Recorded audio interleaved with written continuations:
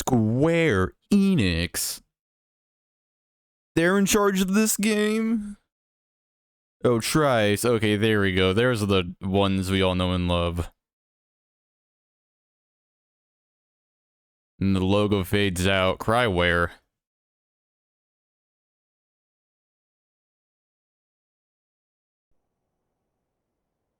Alright, there we go. The show's getting started. Did Square Enix help develop this one? I thought it was all Trice. Oh my god.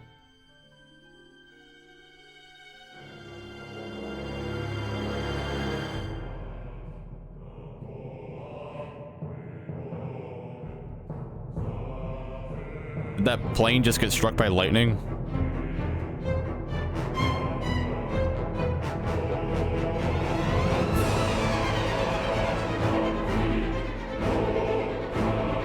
Oh, it dropped a bomb. Whoa, dude.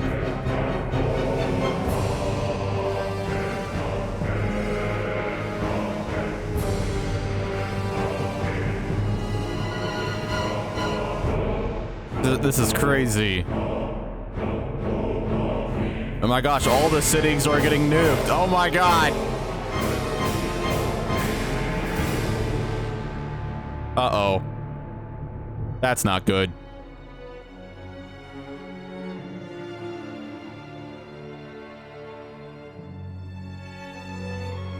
No, not the White House.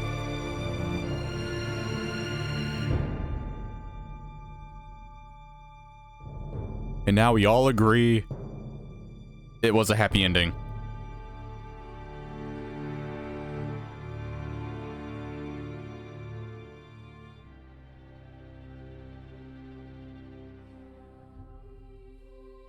Oh, Star Ocean 3 motif. Star Ocean 3 had the feathers.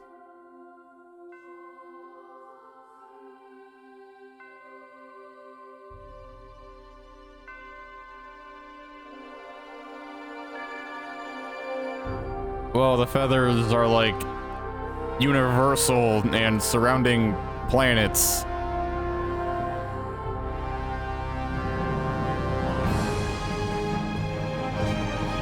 Whoa, now we're in the future. Symbolizing that we can still progress even after mass destruction and hardship.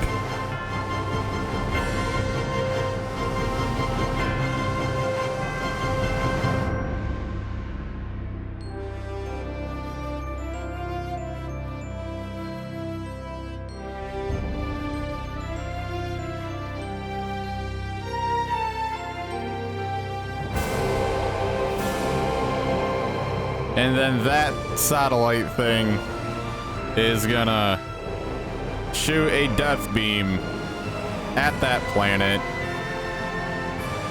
resetting everything.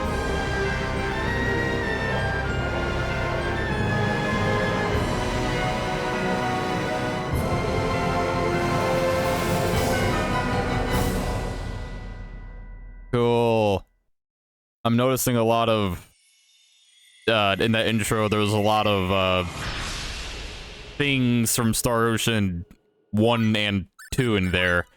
Alright, let me go into the settings and change some things around. Okay, so this is gonna be a 99% blind playthrough, but I did play for a bit. I played up until... well, minor spoilers. I played up until we recruited a guy with green hair, and I wasn't going to record this game or any more Let's Plays for that matter, but then I kind of realized something. I was replaying Star Ocean First Departure. Yeah, that's right, Star Ocean First Departure. And Star Ocean 3 in preparation for the Star Ocean 2 remake. And just having played those games without commentating over them for the first time, I realized something. And that is that the way these games are paced and like how the cutscenes are in each game, it's almost like they were designed to be commentated over in a way, if that makes sense. I know that obviously wasn't the intention, but it's like a very Let's Play friendly kind of experience. And it just felt wrong. It just felt wrong playing this game without commentating over it for a Let's Play, because I played Star Ocean 1 and 2 and 3 with commentary.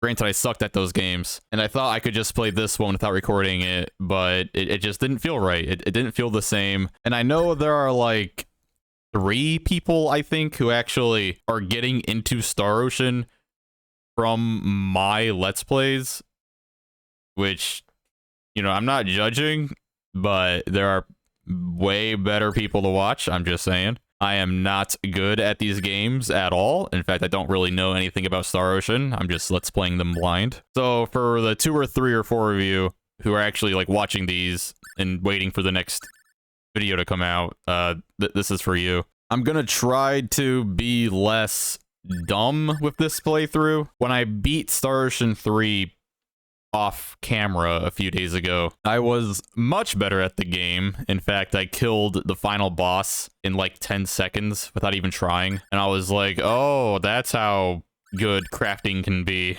So I'm gonna try to craft and not be so bad this time. Now let me go over some things that I do actually kind of know, because I did play many other Tri-Ace games before this, so I should know a little bit more what I'm getting into in terms of mechanics. So yeah, let me go over some of these options here. So we have classic and modern here. This is interesting. Basically, modern is the Western style that the game was shipped with when they shipped the game from Japan to other countries. Japan on the Xbox had a more vibrant color scheme with like anime character portraits. So when you select modern, you get like 3D character portraits instead of the 2D anime ones. And the colors are a lot darker. They're a lot cooler.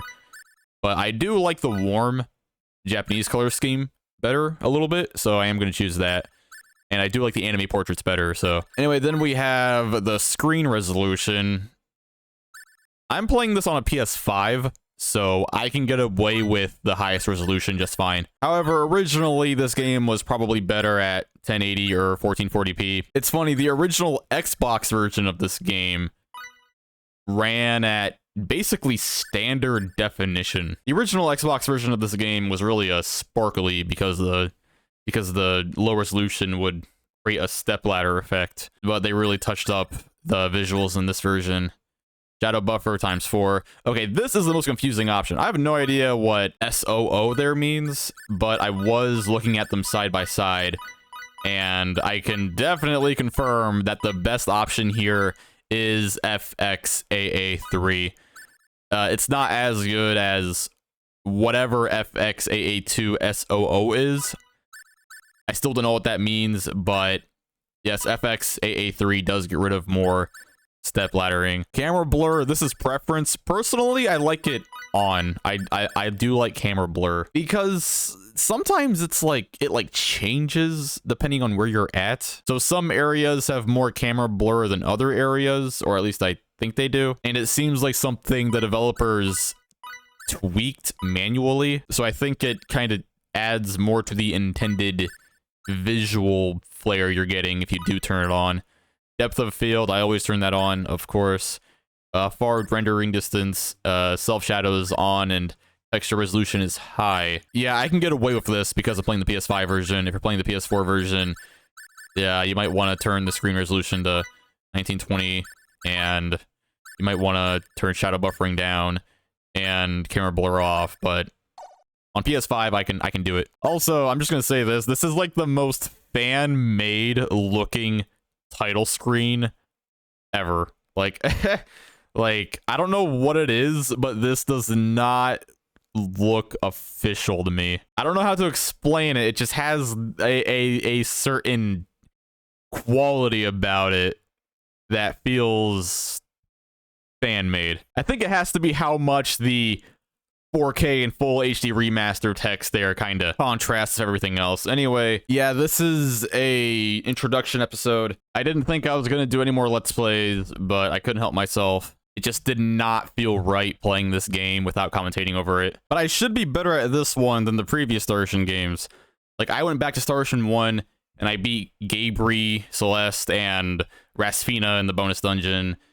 And I went back to Star Ocean 3, and I beat Freya. So I did everything in those games, so I should be more prepared for this one. I've heard very mixed things, but quite frankly, I never gave a shit about a fan base's general opinion on something. Because from my experience, it seems like a fan base has the worst opinions on what they're a fan of.